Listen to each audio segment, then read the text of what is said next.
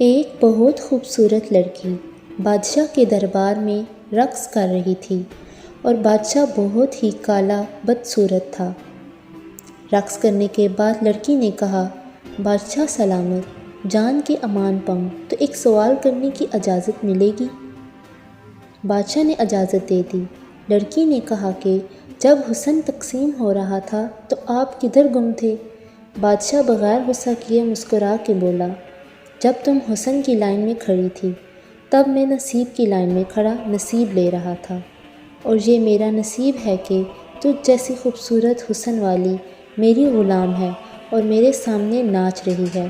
اسی لیے کہنے والے نے خوب کہا، حسن نہ مانگ رب سے نصیب مانگ، حسن والے اکثر نصیب والوں کے غلام ہوا کرتے ہیں۔ ایک دانا آدمی سے پوچھا گیا، زندگی میں کامیابی کیسے حاصل ہوتی ہے؟ دانا نے کہا، اس کا جواب لینے کے لیے آپ کو آج رات کا کھانا میرے پاس کھانا ہوگا۔ سب دوست رات کو جمع ہو گئے۔ اس نے سوپ کا ایک بڑا برتن سب کے سامنے لا کر رکھ دیا، مگر سوپ پینے کے لیے سب کو 1 میٹر لمبا چمچ دے دیا اور سب کو کہا کہ آپ سب نے اپنے اپنے لمبے چمچ سے سوپ پینا ہے۔ ہر شخص نے کوشش کی، مگر ظاہر ہے ایسا ناممکن تھا۔ کوئی بھی شخص چمچ سے سوپ نہیں پی سکا، سب بھوکے ہی رہے۔ سب ناکام ہو گئے تو اس دانا نے کہا، میری طرف دیکھو۔ اس نے ایک چمچ پکڑا، سوپ لیا اور چمچ اپنے سامنے والے شخص کے منہ سے لگا دیا۔ اب ہر شخص نے اپنا اپنا چمچ پکڑا اور دوسرے کو سوپ پلانے لگا۔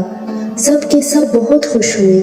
سوپ پینے کے بعد دانا آدمی کھڑا ہوا اور بولا، جو شخص زندگی کے دسترخوان پر اپنا ہی پیٹ بھرنے کا فیصلہ کرتا ہے وہ بھوکا ہی رہے گا، اور جو شخص دوسروں کو کھلانے کی فکر کرے گا وہ خود کبھی بھوکا نہیں رہے گا۔ دینے والا ہمیشہ فائدے میں رہتا ہے لینے والے سے۔